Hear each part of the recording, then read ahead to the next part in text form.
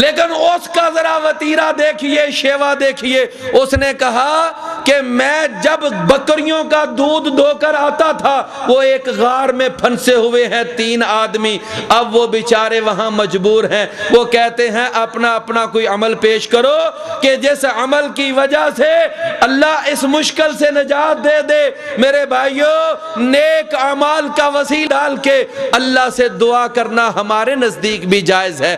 رسول اللہ صلی اللہ علیہ وسلم نے فرمایا کہ ان میں سے ایک نے یہ کہا تھا، یا اللہ تو تو جانتا ہے میں بکریوں کا دودھ لاتا تھا، جب تک اپنے بوڑھے ماں باپ کو نہیں پلاتا تھا، میں اپنے بیوی بچوں کو نہیں پلاتا تھا۔ ایک دفعہ رات کو لیٹ ہو گیا، ماں باپ سو چکے تھے، میں نے جگانا بھی برداشت نہ کیا، صبح ہو گئی، بچے میری ٹانگوں کے ساتھ چمٹتے رہے، لیکن میں بھی اپنی بات کا پکا تھا۔ میں نے کہا جب تک ماں باپ نہیں اٹھیں گے میں ان کو پلا نہیں لوں گا، میں اس وقت تک بیوی بچوں کو نہیں پلاؤں گا۔ کہتا ہے یا اللہ اگر یہ میرا عمل تجھے قبول ہے تو یا اللہ ہمیں اس مصیبت سے نجات عطا فرما۔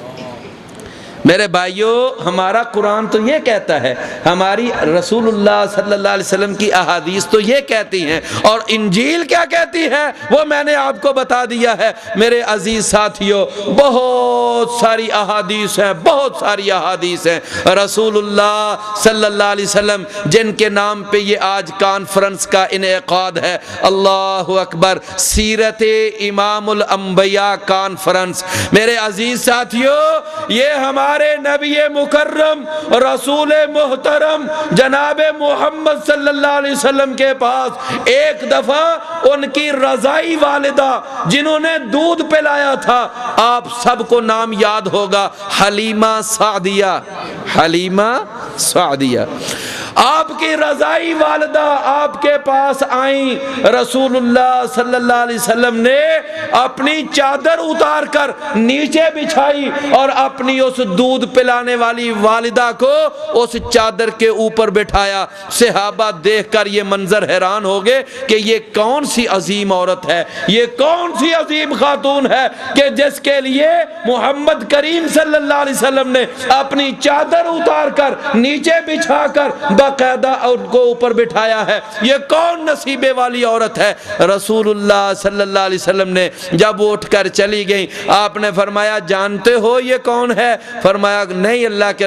آپ نے فرمایا یہ وہ میری والدہ ہیں جنہوں نے مجھے دودھ پلایا تھا، دودھ پلایا۔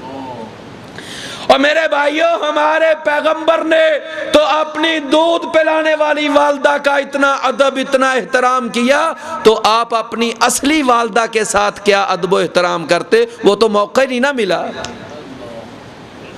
وہ تو موقع ہی نہیں ملا ان کی خدمت کرنے کا، ان کے ادب و احترام کا۔ رسول اللہ صلی اللہ علیہ وسلم 6 سال کے تھے اور آپ کی والدہ دنیا سے رخصت ہو گئیں۔ میرے عزیز ساتھیوں، یہ ہے ہمارے نبی صلی اللہ علیہ وسلم کی سیرت۔ اللہ کے نبی صلی اللہ علیہ وسلم نے فرمایا ماں باپ دونوں ہی بڑے ادب احترام کے قابل ہیں، لیکن ان دونوں میں سے جو والدہ ہے وہ پھر زیادہ ادب اور احترام کے قابل ہے۔ ایک صحابی نے پوچھا تھا کہ ای الناس احق بحسن صحابتی یا رسول اللہ، سب سے زیادہ میرے اچھے برتاؤ کی کون حقدار ہے؟ آپ نے فرمایا تیری والدہ۔ اس نے کہا پھر؟ فرمایا پھر تیری والدہ۔ اچھا پھر؟ فرمایا پھر تیری والدہ۔ جب اس نے 4تھی دفعہ پوچھا تو آپ نے فرمایا ثم ابوکا، پھر تیرا باپ، پھر تیرا باپ۔ 3 درجے ماں کو دیے اور 1 درجہ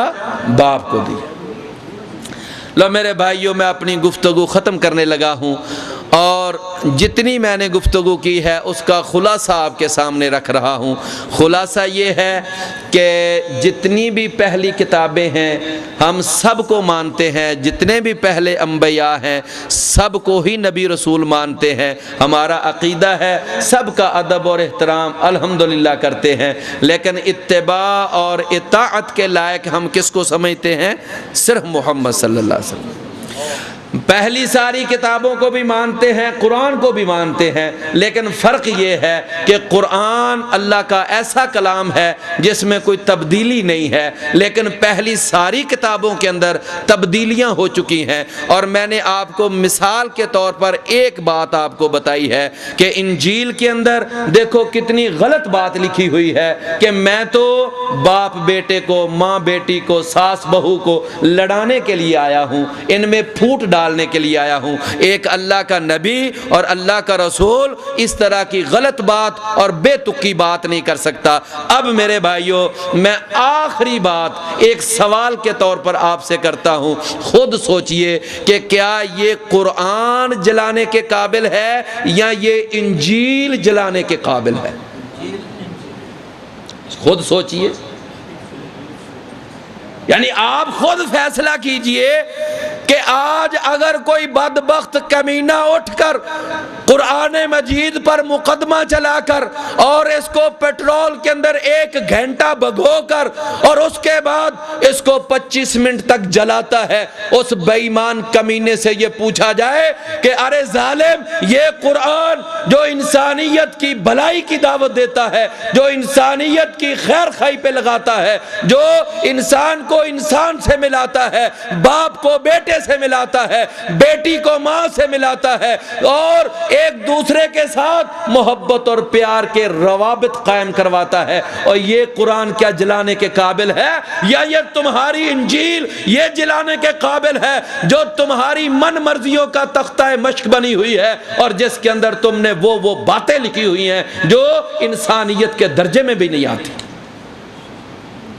خود سوچئے کہ کون سی کتاب ان میں سے جلانے سے کہا۔ لیکن میرے بھائیوں، ہم مسلمانوں کی اعلیٰ ظرفی دیکھیے، ہم نے آج تک ان کی یہ تحریف شدہ انجیل بھی کبھی جلانے کی جرات نہیں کی۔ کوئی مثال پیش کر سکتا ہے کہ ایک مثال پوری بنی نوع انسان میں سے کوئی دکھا دے، 1450 سالہ اسلامی تاریخ سے کوئی دکھا دے کہ مسلمان کسی بھولے احمق بے وقوف نے بھی اٹھ کر کسی انجیل کو پکڑ کے اس نے پیٹرول میں بھگو کر اس نے اس کو جلانے کی حماقت کی ہو؟ ایک مثال پوری تاریخ میں۔ اچھا، اس کے باوجود ہم دہشت گرد اور وہ بے ایمان امن کے علمبردار، ہم اس کے باوجود دہشت گرد ہیں، ہم تخریب کار ہیں، ہم انتہا پسند ہیں، اور وہ سارے کے سارے خبیث وہ امن کے ٹھیکیدار بنے ہوئے ہیں۔ میرے بھائیوں، میں نے صرف آپ کے سامنے یہ تھوڑی سی دعوت فکر رکھی ہے۔ اللہ تعالی ہمیں سمجھنے اور عمل کرنے کی توفیق عطا فرمائے۔ اقول قولی ھذا واستغفر اللہ لی ولکم ولسائر المسلمین۔